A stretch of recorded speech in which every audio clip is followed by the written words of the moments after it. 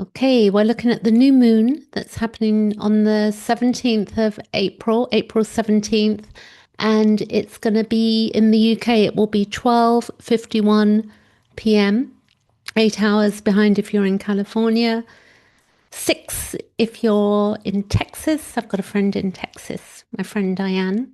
And also, I've noticed that sorry, New York, that's 5 hours behind before I go forward. So what we have is that we have this setup going on. If you look at 0 degrees Aries chart here, and you can see that we've got a big stellium of these planets.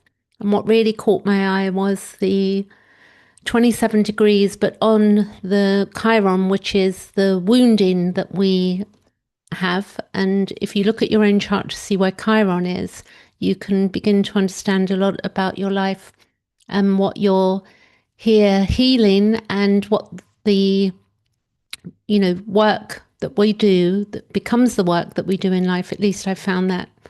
So the new moon in Aries is 27 degrees here. And it's exact, as I've said, at 12:51 British summertime. And this chart asks us to pay attention because of all of this dramatic stuff going on.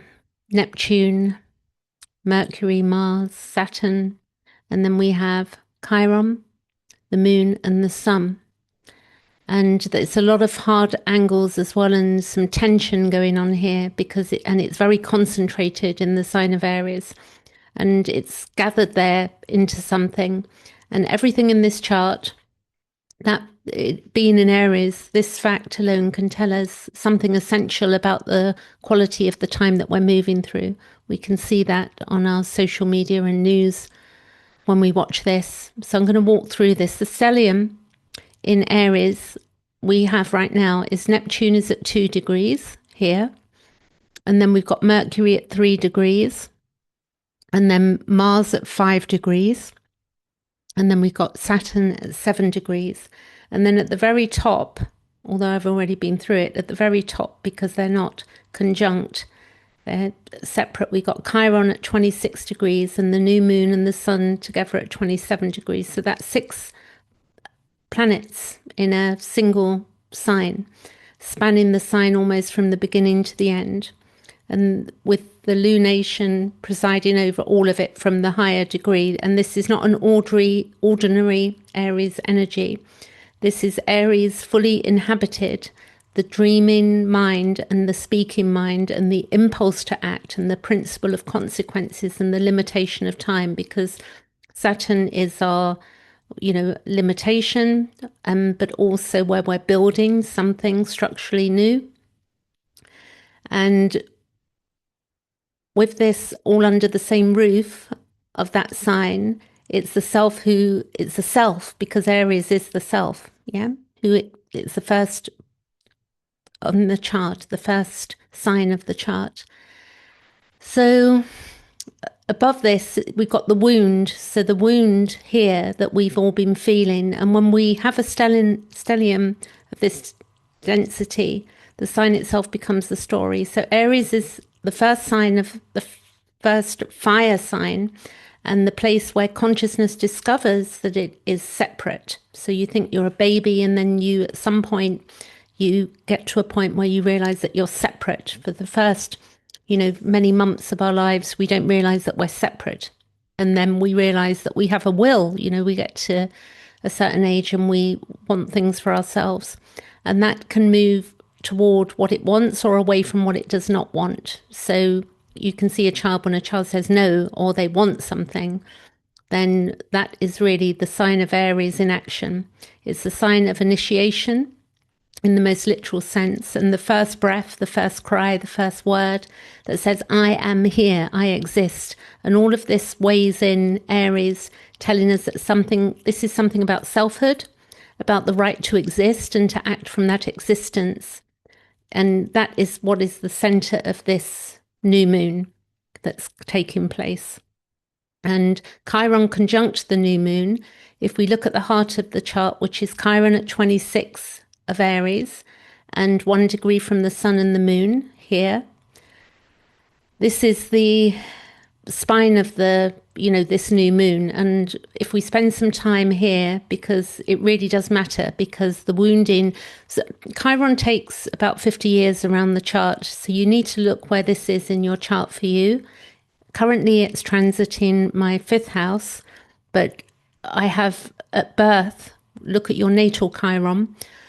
I have a Chiron at 25 degrees in the sign of Pisces in my chart in the fourth house, conjunct 27 degrees Pisces Saturn.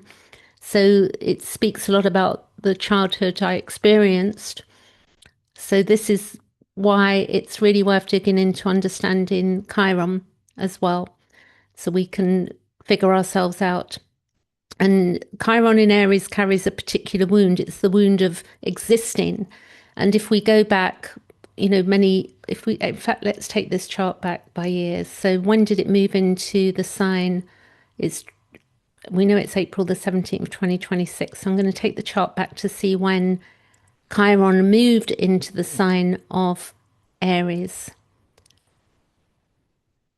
So we have here, if you can see the chart moving, it moved in, it looks like probably 2018, 2019, if I go months.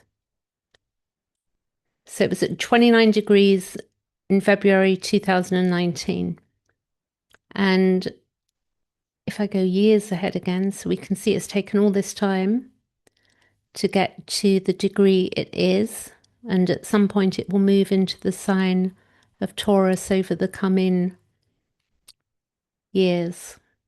So now I'm going to go back to today, which is the 16th of April, 2026, and continue with this chart. So you see here, we have the 17th, which is tomorrow, which is the new moon. And moving on, so the Chiron in Aries carries a particular wound. It's the wound of existing. So if we go back to 2019 and look at what began to take place, and then we had 2019, 2020, where we were told we couldn't take up space, that we had to hide. In 2020, 21, 22, it's been a very difficult process to maintain our individuality. We were all pretty much herded in 2020. So of the most primary Aries impulse, I am, having been met at some formative level with a no. So if we think when we're told no, when we're a child, that wound of no can be very harmful to us. It can be a negation, a world that said your selfhood was too much, your instinct to act was wrong, your desire to move towards your own life was dangerous or unwanted.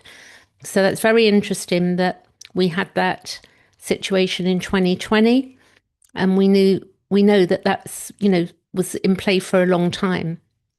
And then the fact that life was, if we think that life was dangerous or also unwanted, people couldn't cope with that period of time as well. So Chiron in Aries wounds the will at its root. It's not a wound that comes later in relationship or in loss. It's a wound that arrives almost with the beginning of consciousness itself at the level of sheer existence. And I would say that actually, that I do feel, looking around me with the current state of affairs in the world, with all of the things that we're seeing, that we're living in a time where a lot of people are much more conscious of what's going on and seeing the situation of the news and how we're being fed things that aren't true, and then things that are true that are not being dealt with, and people are getting away with things that the normal person on the street would not be able to get away with. Like the Epstein files as an example, there's been no people who've been convicted or made, to go to court on stuff like that. So there are things going on. I'm not saying literally, there have been people that have been attending certain events where they've had to speak up, but they have not, it's not been dealt with. It's just been shoved sideways. And now this new moon falls directly onto the wound of humanity, the wound of the feminine, the wound of also ourselves. selves and children as well, because Aries is that first me. That I matter, that I'm important, and what I want for myself as well. So a new moon is a seed moment. It is the conjunction of solar consciousness and lunar instinct, the point of pure potential. That's what a new moon is. It's the beginning before it knows what it will become. So at this point, we don't know what we're going to become, but many of us have ideas that we want to reach our dreams and do things that really matter to us. I'm definitely feeling that. When we look around at our lives and we see how we're living and how we don't want to tolerate anymore, it's what do we want for ourselves. And it could be also people that we've grown out of, that we're no longer tolerating certain things that we used to, that we've really sort of done with, and we're figuring out a way out. And this particular new moon cannot bypass the wounds. So we can't bypass our wounds. We had a lot of spiritual bypassing from 2012 up until recently. I think probably the last couple of years. But beyond that, we've moved beyond the spiritual bypassing. Many of us have. And this particular new moon, as we know, it cannot bypass the wound, to get to the beginning of things. The seed goes into the wounded ground. So our seeds, where we've been wounded, it's not all hopeless. Our wounds, and all of us have been wounded, they're things that we can build upon. It's the beginning. And I want to say that this is, it's definitely not a tragedy, because Chiron is not only the wound. Chiron is the wound that becomes the teacher. So in mythology, actually, what I want to say with the wound, there are some types of trauma that I don't like the idea personally when people say that, that a wound is there to teach us, because it can be very dismissive and also a bit of spiritual bypassing in that. So it's not so much that, the wound becomes the teacher as such. It's more that we gain consciousness around our wound, and then we see how we can figure things out. And then we have a new way of being in the world. In the mythology, Chiron was a part horse and part human who was struck by a poisoned arrow and could not die and could not heal. And he carried this incurable wound for the whole of his long life. And he became the greatest healer and teacher of his time. And you can find pictures of Chiron in your, if you Google it, you can find pictures of what Chiron looked like if you're interested. So his knowledge was intimate, it was embodied. He knew what it was to live in pain, the pain that could not be resolved, and that knowing made him extraordinary. So, the thing is that often we've seen in the past as well with spiritual bypassing that people assume that we're going to be completely healed. And I have found this with my own woundings, that this is not the case. It's more of an integration. And as with Chiron, he could not reach students. He could reach students that no one else could reach. He could heal the wounds, that others had seen beyond healing. So again, I'd say that is integration more than getting completely clear of the wound. And precisely because he had not stepped around his own pain, because with his own pain, he was half man, half horse. And, he wasn't able to undo that. So he moved through it slowly over a very long time and brought what he found there into the service of others. And that's how he rectified that wounding. So this new moon in Aries is seeding something that carries the chironic quality.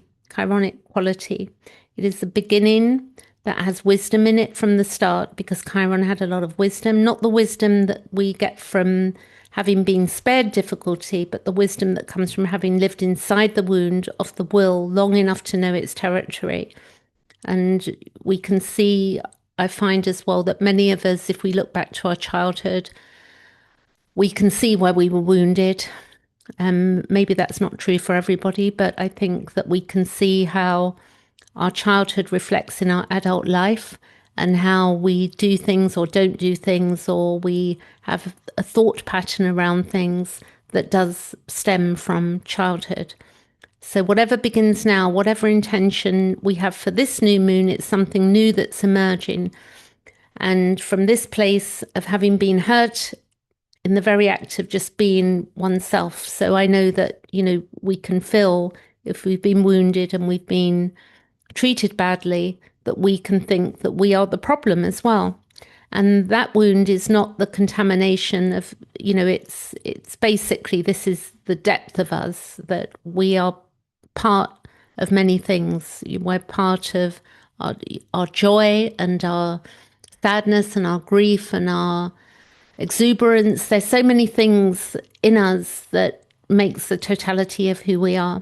So if you've got any personal planets, 26 or 27 of the signs of Aries or Cancer or Libra or Capricorn, this is touching in with something with you that could be very old and very specific. So it's not an invitation really to be healed before we begin. It's to let the beginning carry the wound and let it bring something forth that we can integrate. Now, Pluto, you can see here that Pluto is 5 degrees of Aquarius, and I'm going to talk through some of these aspects as well. But you can see that Pluto is not in conflict with the Aries energy. It's in relationship with it, yeah?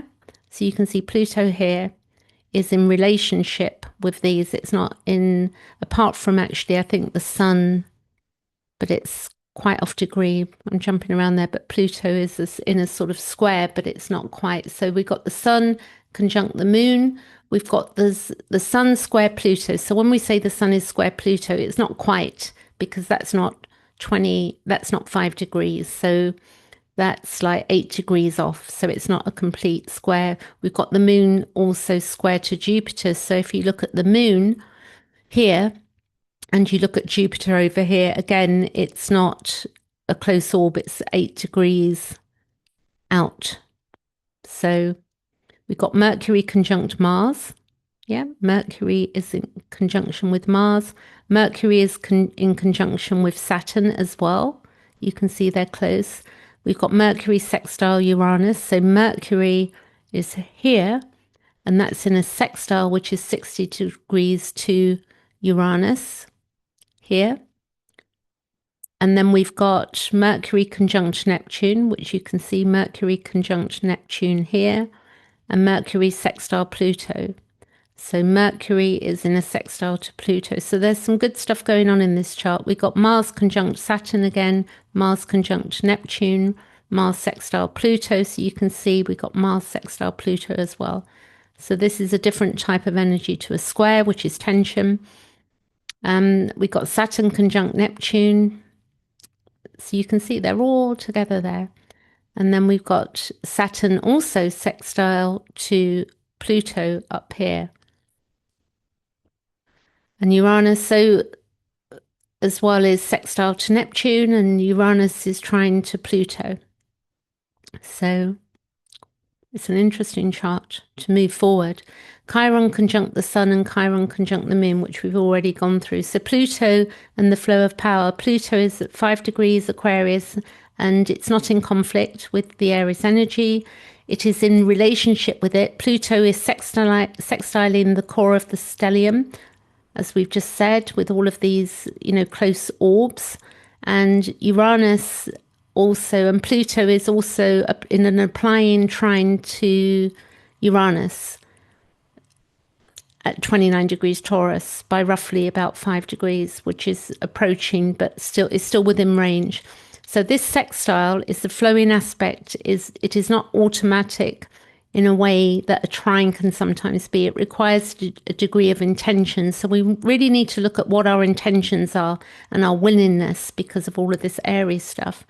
And when that willingness is there, if we have willingness, it opens a door. So what are we willing to do? What are we willing to walk away from? What are we willing to do for ourselves? And what are we willing, in our lives overall, even in our relationships, what will is there?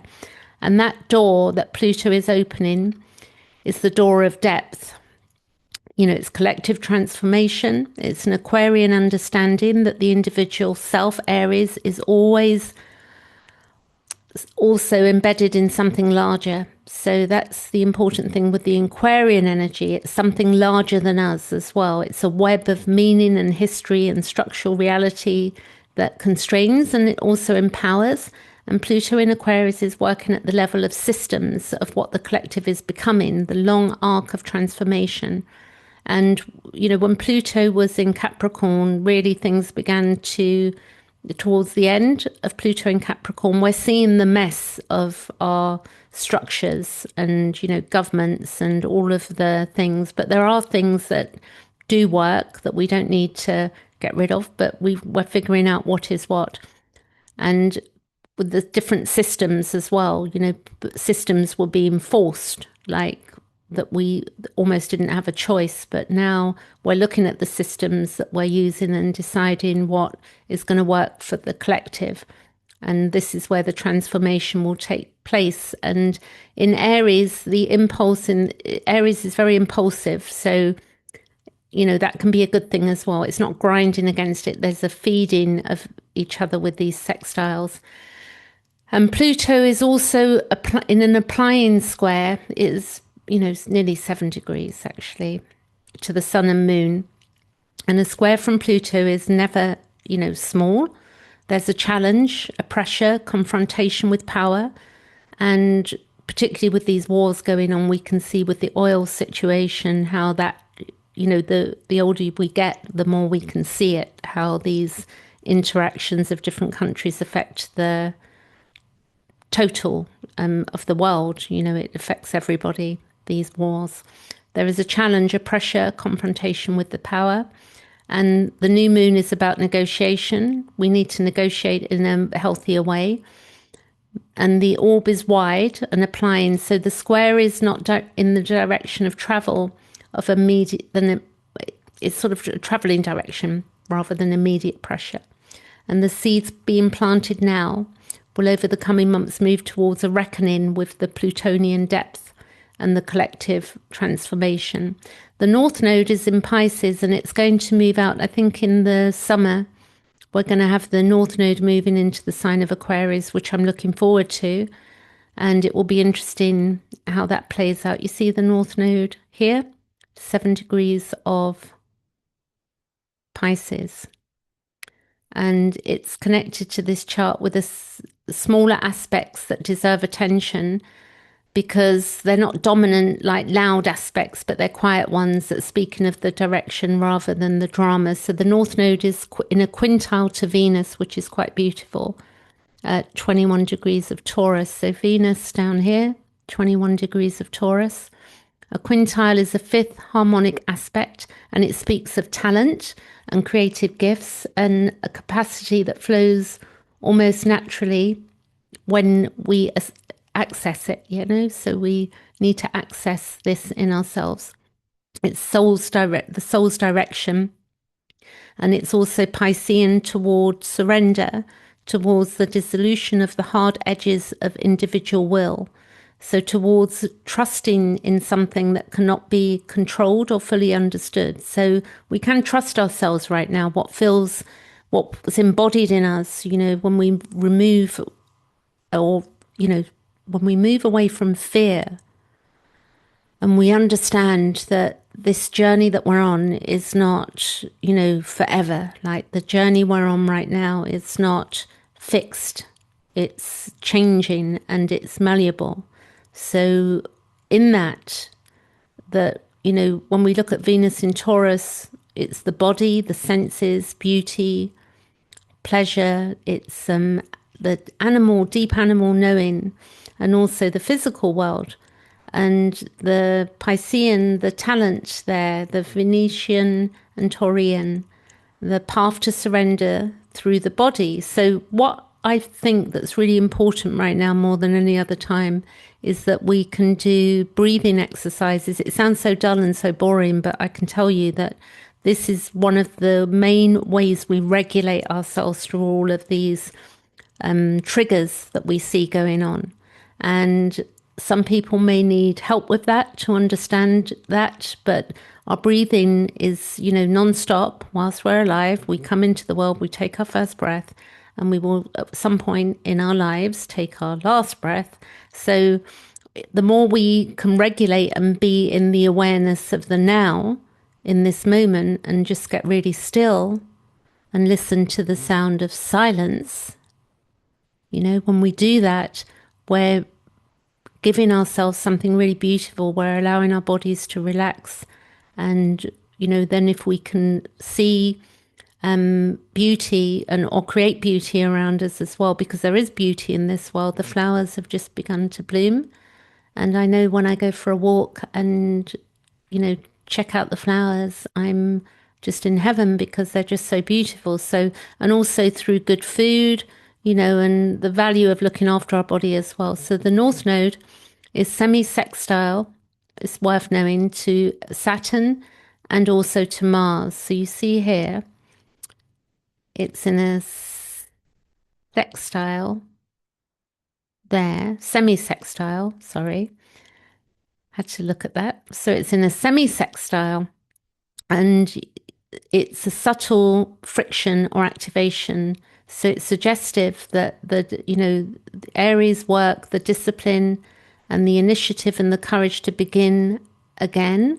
Because for many of us, we are, particularly after the COVID period where we were maybe in a particular, we're doing particular work or something else that we were up to. And we have changed a lot since 2020, that's for sure. So the effort in Aries flows in a minor but real way. So because of this, we can look at something. Again, this is ruled by Neptune, Pisces. So we can look, this is our dreams as well. It does tie in to that. Lilith and Uranus is connected, but I'm not using true Lilith there. But in another chart, if you look at true Lilith, we have an opposition to, I think it was an opposition, but I don't think I'm using true Lilith, so I won't go there, I think. But I think Uranus at 29 degrees of Taurus and its ingress, I think it's the 25th into Gemini. And then it'll be on my natal sun on the 30th. That's going to be good for me. And the context of the new moon is what this positioning and the threshold and the ingress of that Uranus into the sign of Gemini. Let's go days ahead. So I'm going to show you, you're looking at the Uranus energy here, moving, or that symbol. And we're going to see, there you go. That's the 26th of April. But if I go hours back, then you have the 0 degree. There you go. So in the USA, the 26th of April, it will be the early hours of the UK, which is around 2 a.m. But in, California, everywhere else, it's not in the same time zone, not everywhere, but in America at least, it will be the 25th. And with that Uranian energy changing into the sign of Gemini, it's something is being seeded on the 17th, which is tomorrow, and it's the Uranus in Taurus, the last days of the long revolution in the realm of the body, earth, resources, value, and material reality that Uranus has been working through since 2018. And Uranus's move into Gemini is into the realm of the mind and communication and the way information moves through the world. So it's quite an exciting time because we've had these new developments with technology, but now it's just probably going to go to another level, but also understanding how we use it and how it's beneficial to us. I'm an avid book reader. I love reading books, and I also listen to Audible books, and I also love to use pen and paper when I'm writing. I love high quality grade paper and a notebook, and I like to use a pen. So I think that is also a form of communication that's really beautiful.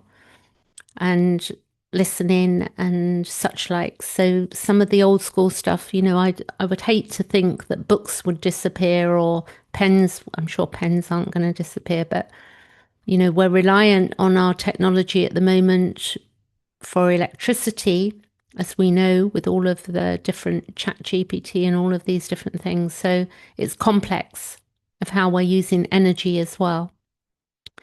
And the how information will move through the world may be different, because I can see we get very activated. Like I saw in the last few days a meme that was not very pleasant to see. Like it was a joke, but for some people it could be really just aggravating. But I'm not into politics, so it's more just watching the unconsciousness of mankind play out, or humankind, I should say, really. So the seeds are going into the ground right now, and Lilith, true Lilith, is opposing Uranus. Although you see Lilith up here, this is not true Lilith. This is asteroid, no, Black Moon Lilith. Sorry, there are 3 Liliths I use, but this is Black Moon Lilith. But true Lilith, opposing Uranus from Scorpio as well. That's where I believe, yes, 20, it would be 29 degrees. It holds something fierce and uncontained at the threshold. So the wild, exiled, feminine, the part of life that refuses to be domesticated, stares across the opposition at the last bit of the 29th degree. And there is something that has been suppressed, in our bodies, in the material world, in the physical ground of life, that Lilith is not willing to let pass unmarked. And this would be to me the treatment of each other and what the feminine means.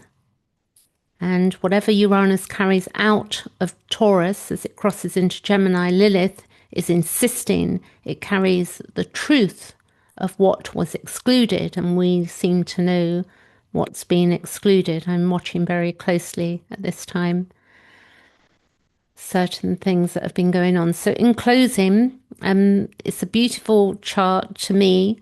It's not a comfortable chart, because of the Chiron. And it says to me that, it's not something that's saying everything is fine and that we've got a smooth path ahead. It's saying, begin from where you actually are. So begin from the wound. Where have I been wounded? What is the wound? And that's where we begin, because the wound is what can stop us going forward. But the wound also can be something that gives us the initiative to change something for ourselves. And we're beginning from the ground up, and we know what it is for each of us. We know what each of us has lived. And if we want to live in a genuine way, we're allowed to tell ourselves the truth, and we're allowed to tell the truth to others as well, and the collective. So Chiron is the wisdom that only the wound can give, unfortunately, because this is what happens. The wounds do become our wisdom. And Pluto, sextiling all of this, says, all of the other planets, is saying there is a power available here if we're willing to go deep enough to find it. So that is that for today. And we can plant in this new moon, a new seed, something real that's real for us. And I hope you enjoyed that. You can get a chart reading with me. I also do hypnosis, and there's other things I do. You just check out my webpage, which is in the description link. Thank you for listening. And I hope you enjoyed the update.